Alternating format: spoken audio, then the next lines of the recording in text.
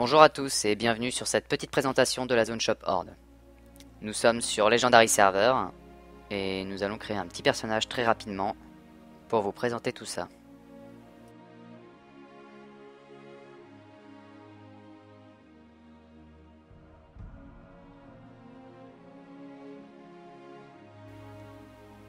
Donc nous commençons sur un bateau. Il suffit de le traverser pour retrouver tous les trainers de chaque classe et ainsi apprendre tous nos spells. Bon, on va faire ça assez rapidement pour passer à la suite.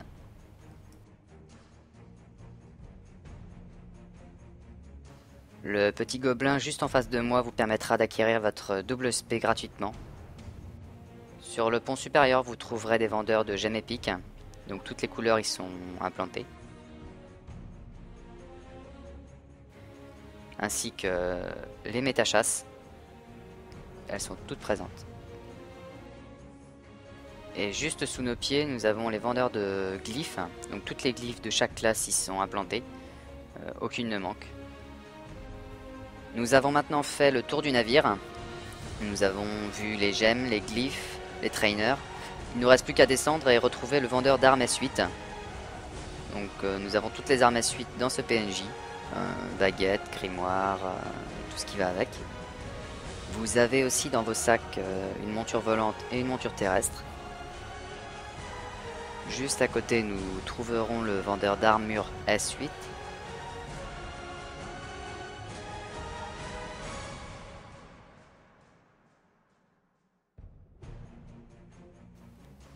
Un peu plus loin, nous avons le vendeur de reliques saison 7.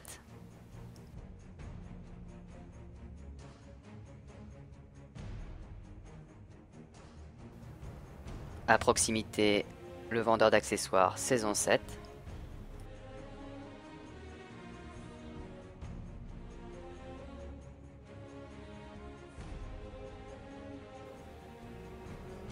Et juste à côté, un petit vendeur de hors 7 saison 7.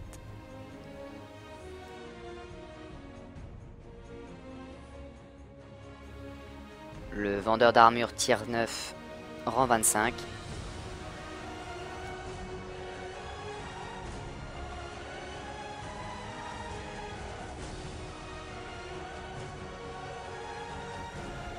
Un vendeur de hors 7 PVE tier 7 et tier 8 rang 25. De l'autre côté, un vendeur de reliques tier 7 et tier 8 rang 25. Un vendeur de bagues et de bijoux PVE tier 7 et tier 8 rang 25. Et pour finir, le plus intéressant de tous les vendeurs, si je peux me permettre, le vendeur d'armes légendaires, enfin plutôt donneur d'armes légendaires. On y trouve une dizaine d'armes. On ne les voit pas, mais il y a les Warglaive, Shadowmourne, et il me semble que c'est tout. C'est à mon goût une superbe création, puisqu'elles sont vraiment équilibrées, pas complètement cheatées, mais assez valorisantes quand on les porte. C'est vraiment un bon travail. Je vais maintenant vous présenter la pierre de foyer, qui est une pierre de téléportation. Donc vous avez les capitales, votre zone shop, les arènes, les capitales d'Alaran et Shattrath. Vous avez toutes les instances du Northrend, toutes les instances de l'Outland, de l'Outre-Terre. Ensuite la zone duel, la zone métier et le pass VIP que malheureusement je n'ai pas encore acheté. Je le ferai peut-être un jour pour vous montrer ce que ça donne. On continue notre visite avec un PNJ très sympathique, le gardien des disparus. Il propose une dizaine de quêtes dans lesquelles on peut avoir des mini-pets, des montures terrestres, des montures volantes et des titres. Donc des titres que vous n'avez pas souvent vus certainement, puisqu'il s'agit des titres des First 80 sur les serveurs officiels. Ils ont été mis accessibles sur Legendary Server avec un taux d'accessibilité assez difficile, mais je pense que ça se mérite plutôt bien.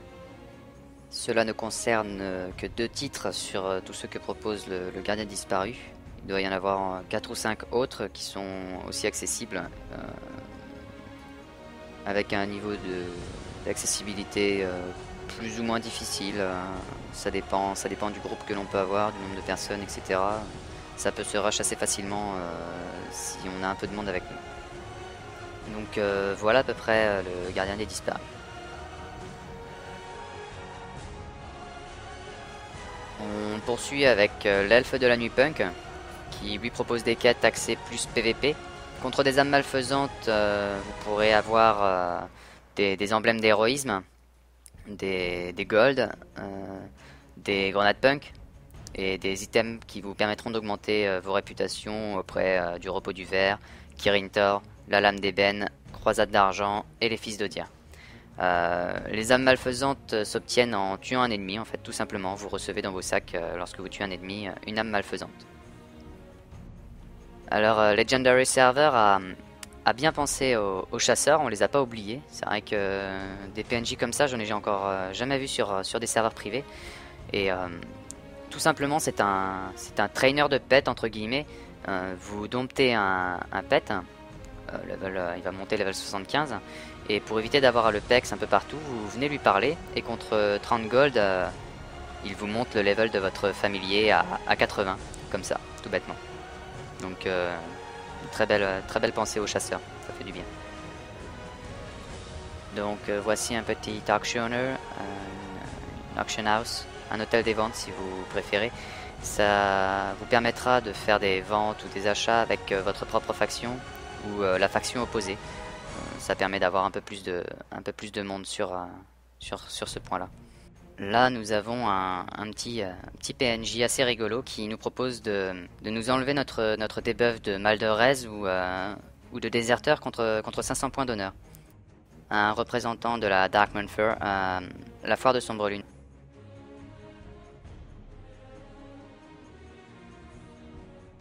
Un vendeur de nourriture et juste à côté un petit PNJ pour l'écurie des pet hunters, des chasseurs.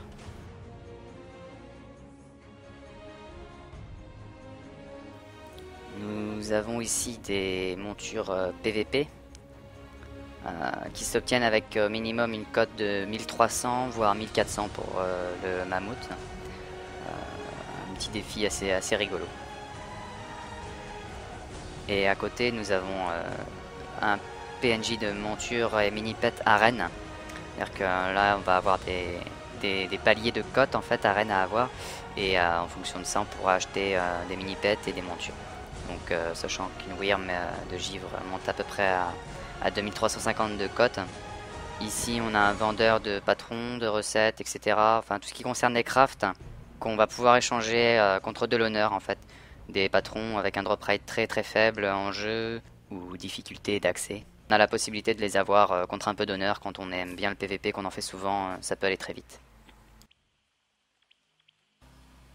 Tous les chefs de guerre hors 2 sont réunis dans la zone shop, ce qui donne un petit but à certaines quêtes du gardien des disparus en fait. Et si jamais il y a un gros rush, ça permet de faire un petit haut fait en plus avec l'ours de guerre noire. Ça peut être vraiment sympa. Un petit vendeur de réputation dans lequel sont regroupés un peu tous les enchants, pots, têtes, etc. accessibles en réputation. Ça évite d'aller sur place les chercher et on les achète directement dans nos zone shop quand on a la réputation exaltée adéquate. Le vendeur de composants qui nous vend par pack de 255 tous les compos nécessaires aux classes qui buff, des élixirs de Noggenfogger, des cookies, des petites boules de neige, et tout ça on peut les stack par 10 000. On peut en mettre 10 000 dans un stack sur nos sacs. Donc on le voit vraiment très rarement quand on fait le plein, on en a pour un bout de temps. Un vendeur d'armure T10 rang 1 contre de l'honneur, plutôt sympa. Si on a l'ambition de PVE un peu en dehors de nos heures de PVP, un moyen d'acquérir un petit stuff assez correct. Un vendeur d'accessoires S8, un vendeur de hors-set saison 8 contre de l'honneur lui aussi, un vendeur d'armure saison 8 mais on les a déjà donc il ne sert pas à grand chose, un vendeur de reliques saison 8,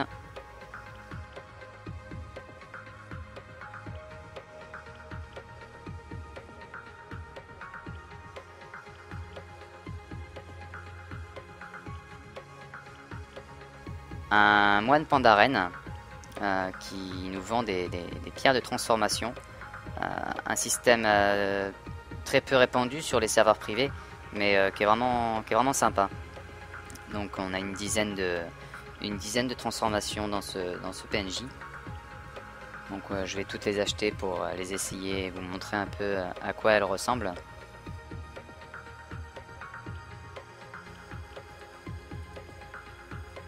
On a un orc.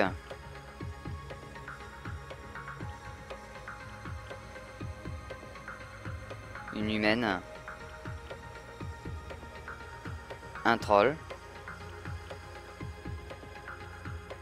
Une orque. Un squelette bleu. Un mage humain. Un squelette marron. Un humain du Defias et un Worgen. Donc pour le moment on n'a qu'une dizaine.